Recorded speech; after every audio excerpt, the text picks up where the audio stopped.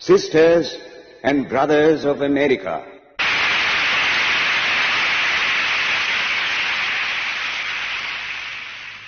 it fills my heart with joy unspeakable to rise in response to the warm and cordial welcome which you have given us.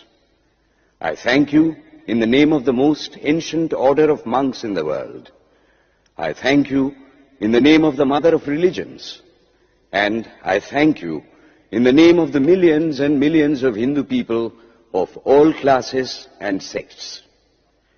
My thanks also to some of the speakers on this platform who, referring to the delegates from the Orient, have told you that these men from far-off nations may well claim the honor of bearing to different lands the idea of toleration. I am proud to belong to a religion which has taught the world both tolerance and universal acceptance. We believe not only in universal toleration, but we accept all religions as true. I am proud to belong to a nation which has sheltered the persecuted and the refugees of all religions and all nations of the earth. I am proud to tell you that we have gathered in our bosom the purest remnant of the Israelites who came to southern India and took refuge with us in the very year in which their holy temple was shattered to pieces by Roman tyranny. I am proud to belong to the religion which has sheltered and is still fostering the remnant of the grand Zoroastrian nation.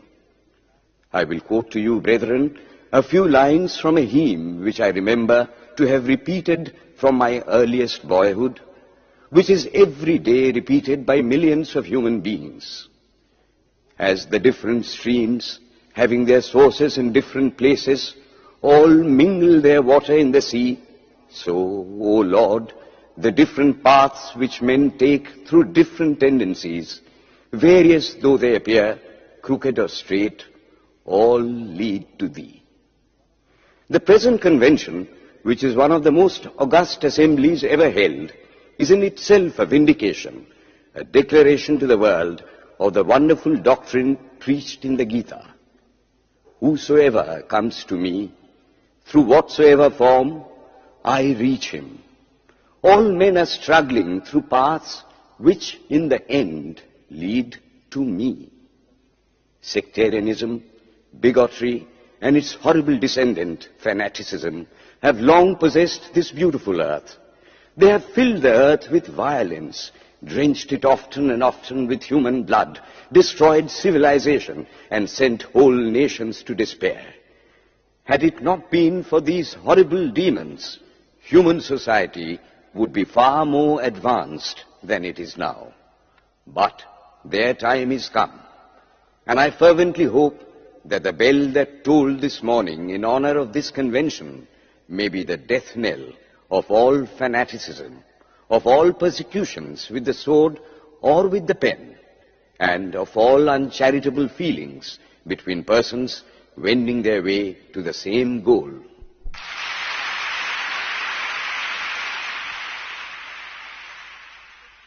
Ladies and gentlemen, on the agenda for today, the 15th of September, 1893, a galaxy of eminent speakers are scheduled to address us, and it gives us great pleasure to once again invite Swami Vivekananda to speak.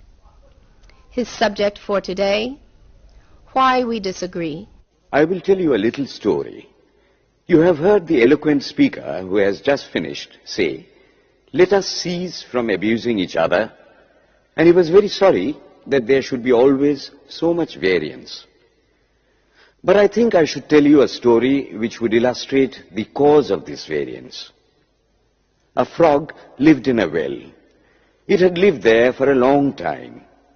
It was born there and brought up there, and yet was a little small frog. Of course, the evolutionists were not there then to tell us whether the frog lost its eyes or not, but for our story's sake, we must take it for granted that it had its eyes, and that it every day cleansed the water of all the worms and bacilli that lived in it with an energy that would do credit to our modern bacteriologists. In this way, it went on and became a little sleek and fat. Well, one day, another frog that lived in the sea came and fell into the well. "Where are you from?" "I am from the sea." "The sea? How big is that? Is it as big as my well?" And he took a leap from one side of the well to the other. "My friend," said the frog of the sea, "how do you compare the sea with your little well?" Then the frog took another leap and asked, "Is your sea so big?" "What nonsense you speak, to compare the sea with your well." "Well then," said the frog of the well, "nothing can be bigger than my well. There can be nothing bigger than this. This fellow is a liar, so turn him out." That has been the difficulty all the while. I am a Hindu. I am sitting in my own little well and thinking that the whole world is my little well. The Christian sits in his little well and thinks the whole world is his well. The Mohammedan sits in his little well and thinks that is the whole world. I have to thank you of America for the great attempt you are making to break down the barriers of this little world of ours, and hope that in the future the Lord will help you to accomplish your purpose.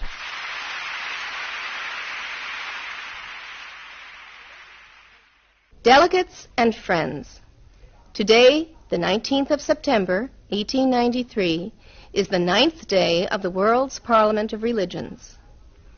We have had the privilege of listening to many distinguished speakers from the world over address us on a variety of subjects. The time is at hand to now listen to the great monk from India, Swami Vivekananda, read his paper on Hinduism.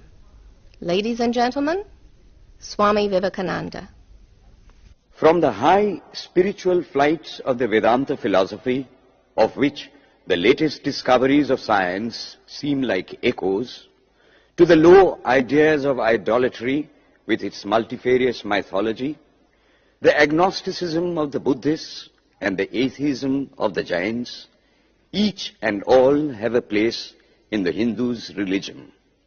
Where then, the question arises, where is the common center to which all these widely diverging radii converge?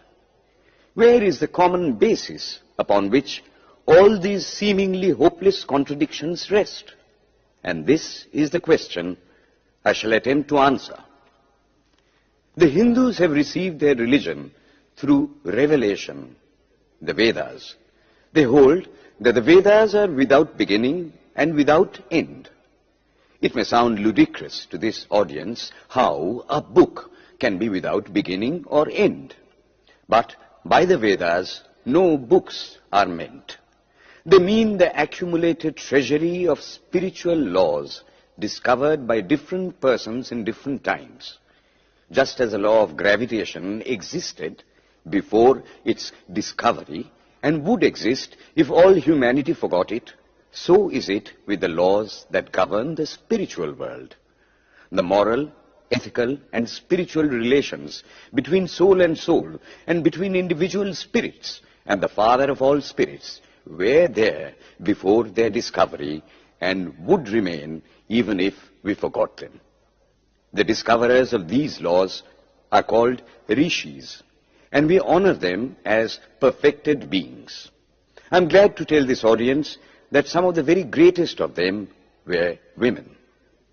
Here it may be said that these laws, as laws, may be without end, but they must have had a beginning. The Vedas teach us that creation is without beginning or end. Science is said to have proved that the sum total of cosmic energy is always the same. Then, if there was a time when nothing existed, where was all this manifested energy?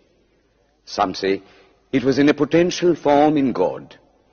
In that case, God is sometimes potential and sometimes kinetic, which would make him mutable. Everything mutable is a compound, and everything compound must undergo that change which is called destruction. So, God would die, which is absurd. Therefore, there never was a time when there was no creation. If I may be allowed to use a simile, creation and creator are two lines without beginning and without end, running parallel to each other. God is the ever-active providence by whose power systems after systems are being evolved out of chaos, made to run for a time and again destroyed. This is what the Brahmin boy repeats every day. The sun and the moon the Lord created like the suns and moons of previous cycles. And this agrees with modern science. Here I stand, and if I shut my eyes and try to conceive my existence, what is the idea before me? The idea of a body. Am I then nothing but a combination of material substances? The Vedas declare, no. I am a spirit living in a body. I am not the body. The body will die, but I shall not die. Here am I in this body. It will fall, but I shall go on living. I had also a past. The soul was not created, for creation means a combination, which means a certain future dissolution. If then the soul was created, it must die. Some are born happy, enjoy perfect health with beautiful body, mental vigor, and all wants supplied. Others are born miserable. Some are without hands or feet. Others again are idiots and only drag on a wretched existence. Why, if they are all created, why does a just and merciful God create one happy and another unhappy? Why is he so partial? Nor would it mend matters in the least to hold that those who are miserable in this life will be happy in a future one. Why should a man be miserable even here in the reign of a just and merciful God? In the second place, the idea of a creator God does not explain the anomaly, but simply expresses the cruel fiat of an all-powerful being. There must have been causes then, before his birth, to make a man miserable or happy, and those were his past actions. Are not all the tendencies of the mind and the body accounted for by inherited aptitude? Here are two parallel lines of existence, one of the mind, the other of matter. If matter and its transformations answer for all that we have, there is no necessity for supposing the existence of a soul. But it cannot be proved that thought has been evolved out of matter. And if a philosophical monism is inevitable, spiritual monism is certainly logical and no less desirable than a materialistic monism. But neither of these is necessary here. We cannot deny that bodies acquire certain tendencies from heredity, but those tendencies only mean the physical configuration through which a peculiar mind alone can act in a peculiar way. There are other tendencies peculiar to a soul caused by his past actions, and a soul with a certain tendency would, by the laws of affinity, take birth in a body which is the fittest instrument for the display of that tendency. This is in accord with science, for science wants to explain everything by habit, and habit is got through repetitions. So, repetitions are necessary to explain the natural habits of a newborn soul, and since they were not obtained in this present life, they must have come down from past lives. There is another suggestion. Taking all these for granted, how is it that I do not remember anything of my past life? This can be easily explained. I am now speaking in English. It is not my mother tongue. In fact, no words of my mother tongue are now present in my consciousness. But let me try to bring them up. And they rush in. That shows that consciousness is only the surface of the mental ocean, and within its depths are stored up all our experiences. Try and struggle. They would come up, and you would be conscious even of your past life. This is direct and demonstrative evidence. Verification is the perfect proof of a theory, and here is the challenge thrown to the world by the rishis.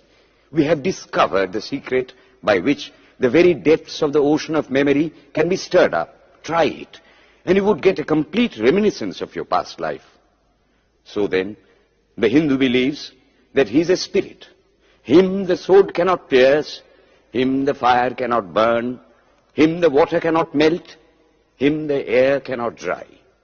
He is nowhere, but whose center is located in the body, and that death means the change of the center from body to body. Nor is the soul bound by the conditions of matter.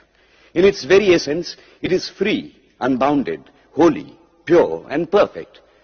But somehow or other, it finds itself tied down to matter and thinks of itself as matter. Why should the free, perfect, and pure being be thus under the thraldom of matter, is the next question. How can the perfect soul be deluded into the belief that it is imperfect? We have been told that the Hindus shirk the question and say that no such question can be there.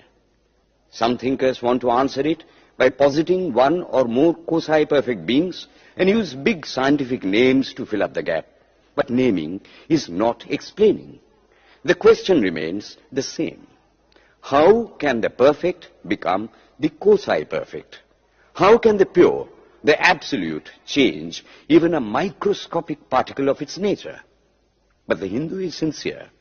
He does not want to take shelter under sophistry. He is brave enough to face the question in a manly fashion, and his answer is, I do not know. I do not know how the perfect being, the soul, came to think of itself as imperfect, as joined to and conditioned by matter. But the fact is a fact for all that. It is a fact in everybody's consciousness that one thinks of oneself as the body. The Hindu does not attempt to explain why one thinks one is the body. The answer, that it is the will of God, is no explanation. This is nothing more than what the Hindu says, I do not know. Well then, the human soul is eternal and immortal, perfect and infinite, and death means only a change of center from one body to another. The present is determined by our past actions, and the future by the present. The soul will go on evolving up or reverting back from birth to birth and death to death. But here is another question. Is man a tiny boat in a tempest, raised one moment on the foamy crest of a billow and dashed down into a yawning chasm the next, rolling to and fro at the mercy of good and bad actions, a powerless, helpless wreck in an ever-raging, ever-rushing, uncompromising current of cause and effect, a little moth placed under the wheel of causation, which rolls on, crushing everything in its way, and waits not for the widow's tears or the orphan's cry? The heart sinks at the idea. Yet, this is the law of nature. Is there no hope? Is there no escape? Was the cry that went up from the bottom of the heart of despair. It reached the throne of mercy, and words of hope and consolation came down and inspired a Vedic sage, and he stood up before the world and in trumpet voice proclaimed the glad tidings. Hear ye, children of immortal bliss, even ye that reside in higher spheres. I have found the ancient one who is beyond all darkness, all delusion. Knowing him alone, you shall be saved from death over again. Children of immortal bliss. What a sweet, what a hopeful name. Allow me to call you, brethren, by that sweet name, heirs of immortal bliss. Yea, the Hindu refuses to call you sinners. We are the children of God, the sharers of immortal bliss, holy and perfect beings. Ye divinities on earth, sinners, it is a sin to call a man so. It is standing libel on human nature. Come up, O lions, and shake off the delusion that you are sheep. You are souls immortal, spirits free, blessed and eternal. Ye are not matter, ye are not bodies. Matter is your servant, not you the servant of matter. Thus it is that the Vedas proclaim not a dreadful combination of unforgiving laws, not an endless prison of cause and effect, but that, at the head of all these laws, in and through every particle of matter and force stands one, by whose command the wind blows, the fire burns, the clouds rain, and death stalks upon the earth. And what is his nature? He is everywhere, the pure and formless one, the Almighty and the All-Merciful. Thou art our Father, thou art our Mother, thou art our beloved friend, thou art the source of all strength. Give us strength. Thou art he that beareth the burdens of the universe. Help me bear the little burden of this life. Thus sang the rishis of the Vedas. And how to worship him? Through love. He is to be worshipped as the one beloved, dearer than everything in this and the next life. This is the doctrine of love declared in the Vedas, and let us see how it is fully developed and taught by Krishna, whom the Hindus believe to have been God incarnate on earth. He taught that a man ought to live in this world like a lotus leaf, which grows in water, but is never moistened by water. So a man ought to live in the world, his heart to God and his hands to work. It is good to love God for hope of reward in this or the next world, but it is better to love God for love's sake. And the prayer goes, Lord, I do not want wealth, nor children, nor learning. If it be thy will, I shall go from birth to birth. But grant me this, that I may love thee without the hope of reward. Love unselfishly for love's sake. One of the disciples of Krishna, the then Emperor of India, was driven from his kingdom by his enemies and had to take shelter with his queen in a forest in the Himalayas. And there, one day, the queen asked him how it was that he, the most virtuous of men, should suffer so much misery. Yudhishthira answered, Behold, my queen, the Himalayas. How grand and beautiful they are. I love them.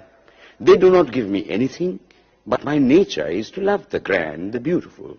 Therefore, I love them. Similarly, I love the Lord. He is the source of all beauty, of all sublimity. He is the only object to be loved. My nature is to love him, and therefore I love. I do not pray for anything. I do not ask for anything.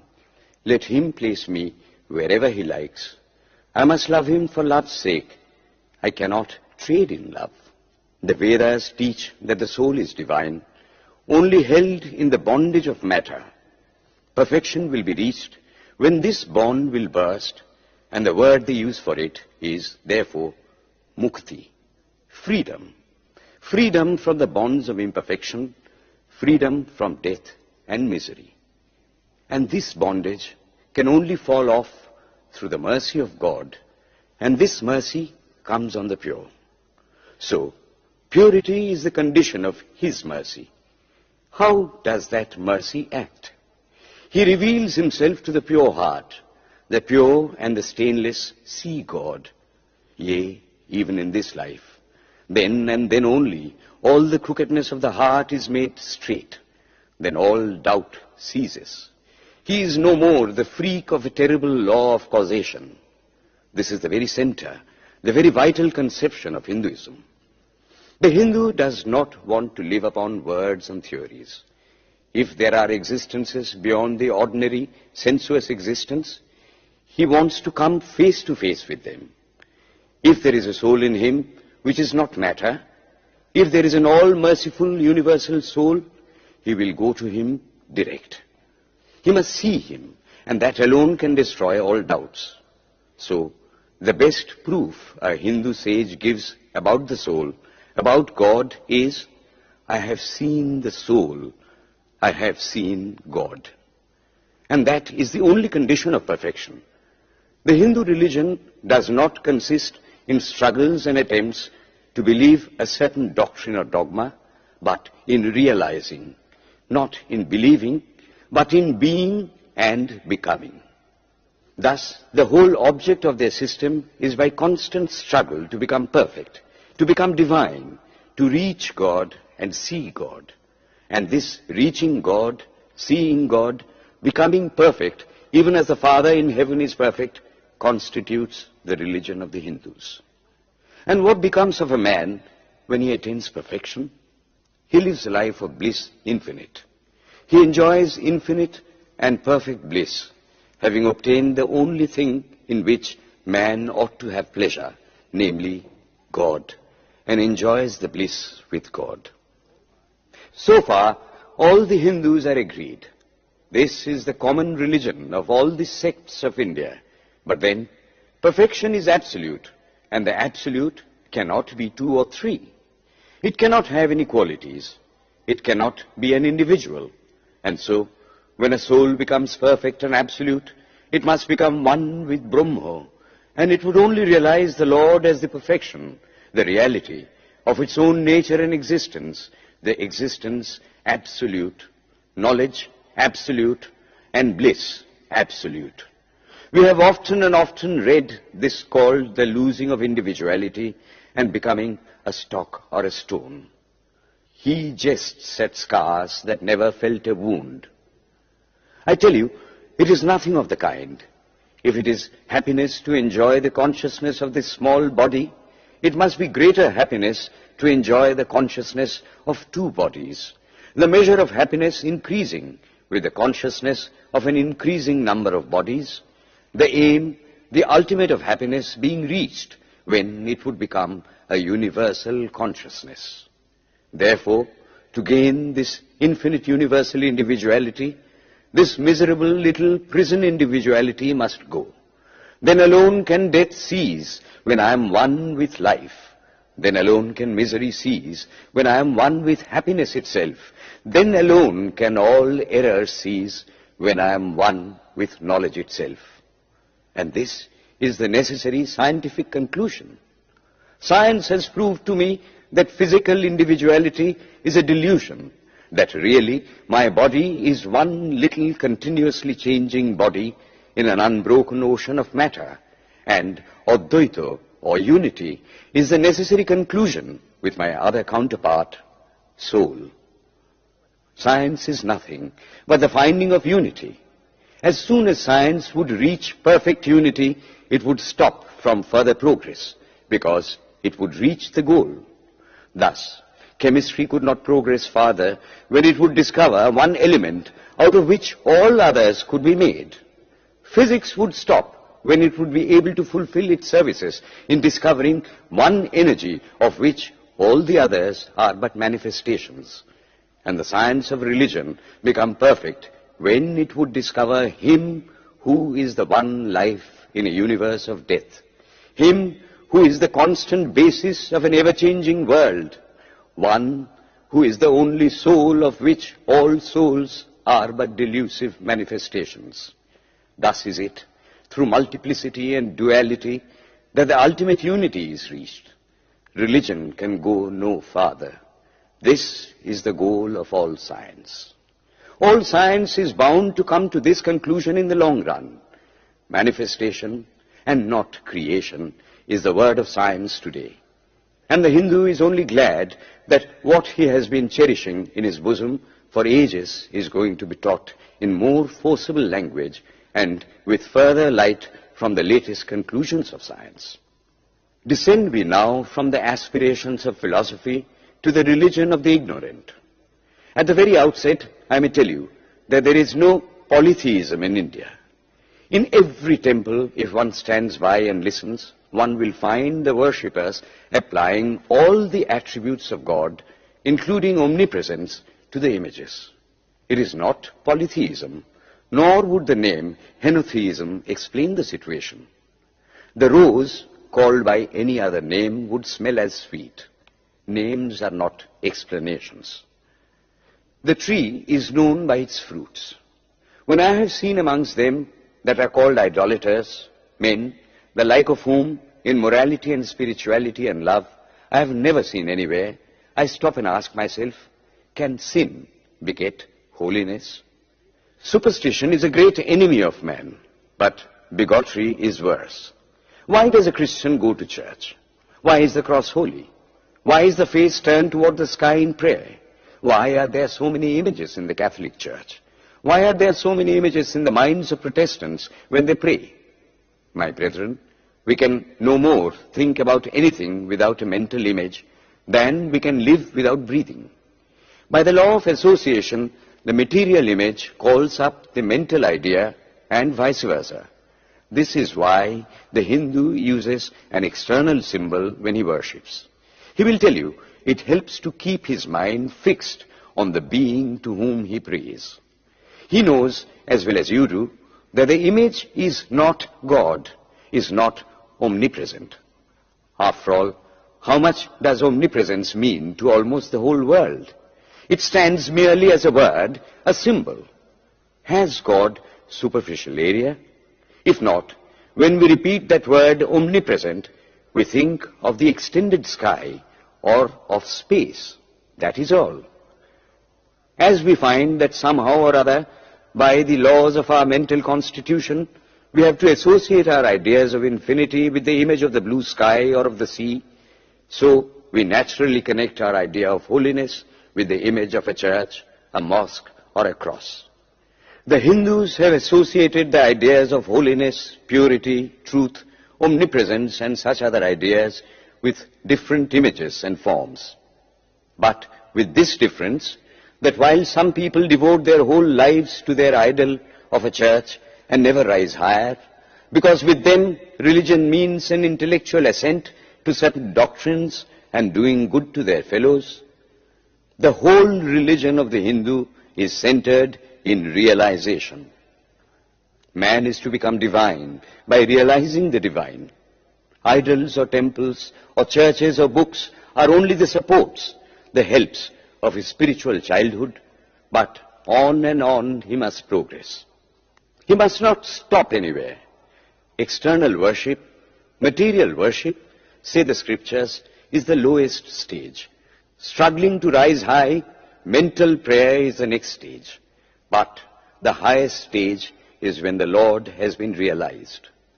Mark, the same earnest man who is kneeling before the idol tells you, him the sun cannot express, nor the moon, nor the stars, the lightning cannot express him, nor what we speak of as fire. Through him they shine. But he does not abuse anyone's idol or call its worship sin. He recognizes in it a necessary stage of life. The child is father of the man. Would it be right for an old man to say that childhood is a sin or youth is a sin? If a man can realize his divine nature with the help of an image, would it be right to call that a sin? Nor, even when he has passed that stage, should he call it an error. To the Hindu, man is not traveling from error to truth, but from truth to truth, from lower to higher truth. To him, all the religions, from the lowest fetishism to the highest absolutism, mean so many attempts of the human soul to grasp and realize the infinite, each determined by the conditions of its birth and association, and each of these marks a stage of progress. And every soul is a young eagle soaring higher and higher, gathering more and more strength till it reaches the glorious sun. Unity in variety is the plan of nature, and the Hindu has recognized it. Every other religion lays down certain fixed dogmas and tries to force society to adopt them. It places before society only one coat which must fit Jack and John and Henry all alike. If it does not fit John or Henry, he must go without a coat to cover his body. The Hindus have discovered that the absolute can only be realized or thought of or stated through the relative, and the images, crosses and crescents are simply so many symbols, so many pegs to hang spiritual ideas on. It is not that this help is necessary for everyone, but those that do not need it have no right to say that it is wrong, nor is it compulsory in Hinduism. One thing I must tell you, idolatry in India does not mean anything horrible. It is not the mother of harlots. On the other hand, it is the attempt of undeveloped minds to grasp high spiritual truths. The Hindus have their faults, they sometimes have their exceptions, but mark this, they are always for punishing their own bodies and never for cutting the throats of their neighbors. If the Hindu fanatic burns himself on the pyre, he never lights the fire of inquisition. And even this cannot be laid at the door of his religion any more than the burning of witches can be laid at the door of Christianity. To the Hindu, then, the whole world of religions is only a traveling, a coming up of different men and women through various conditions and circumstances to the same goal. Every religion is only evolving a God out of the material man, and the same God is the inspirer of all of them. Why, then, are there so many contradictions? They are only apparent, says the Hindu. The contradictions come from the same truth adapting itself to the varying circumstances of different natures. It is the same light coming through glasses of different colors, and these little variations are necessary for purposes of adaptation. But in the heart of everything, the same truth reigns. The Lord has declared to the Hindu in his incarnation as Krishna, I am in every religion as a thread through a string of pearls. Wherever thou seest extraordinary holiness and extraordinary power raising and purifying humanity, know thou that I am there. And what has been the result? I challenge the world to find throughout the whole system of Sanskrit philosophy any such expression as that the Hindu alone will be saved and not others. Says Vyasa, we find perfect men even beyond the pale of our caste and creed. One thing more, how then can the Hindu, whose whole fabric of thought centers in God, believe in Buddhism, which is agnostic, or in Jainism, which is atheistic? The Buddhists or the Jains do not depend upon God, but the whole force of their religion is directed to the great central truth in every religion, to evolve a God out of man. They have not seen the Father, but they have seen the Son. And he that hath seen the Son hath seen the Father also. This, brethren, is a short sketch of the religious ideas of the Hindus. The Hindu may have failed to carry out all his plans, but if there is ever to be a universal religion, it must be one which will have no location in place or time, which will be infinite like the God it will preach, and whose sun will shine upon the followers of Krishna and of Christ, on saints and sinners alike, which will not be Brahminic or Buddhistic, Christian or Mohammedan, but the sum total of all these, and still have infinite space for development, which in its Catholicity will embrace in infinite arms and find a place for every human being from the lowest groveling savage, not far removed from the brute, to the highest man towering by the virtues of his head and heart almost above humanity, making society stand in awe of him and doubt his human nature. It will be a religion which will have no place for persecution or intolerance in its polity, which will recognize divinity in every man and woman, and whose whole scope, whose whole force will be centered in aiding humanity to realize its own true divine nature. May he, who is the Brahma of the Hindus, the Ahura Mazda of the Zoroastrians, the Buddha of the Buddhists, the Jehovah of the Jews, the Father in heaven of the Christians, give strength to you to carry out your noble idea. The star arose in the east. It traveled steadily towards the west, sometimes dimmed and sometimes effulgent, till it made a circuit of the world. And now it is again rising on the very horizon of the east, the borders of the sun-bow, 1,000-fold more effulgent than it ever was before.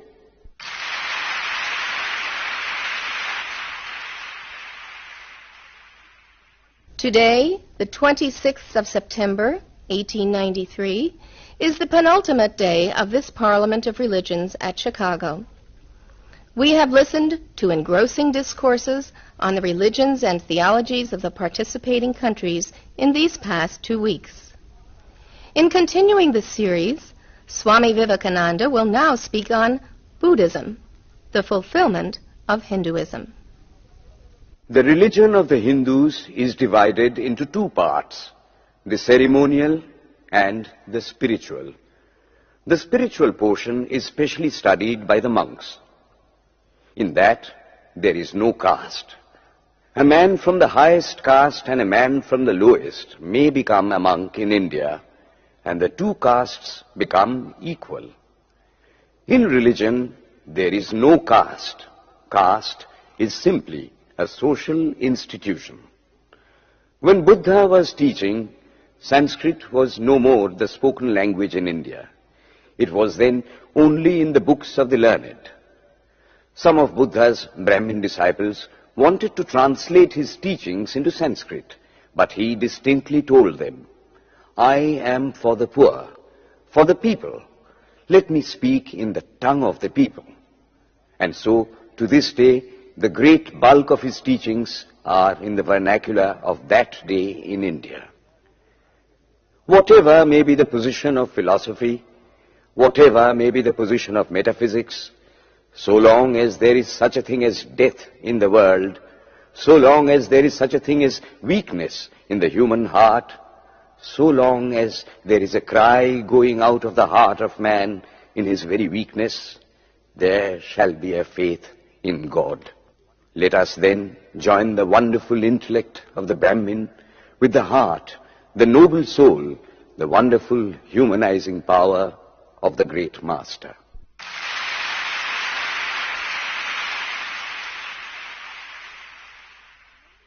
Ladies and gentlemen, in a short while from now, the World's Parliament of Religions at Chicago will come to a close.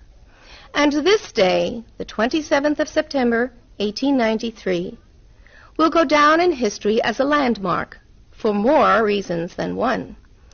It is in the fitness of things that we now call upon Swami Vivekananda from India to address this final session.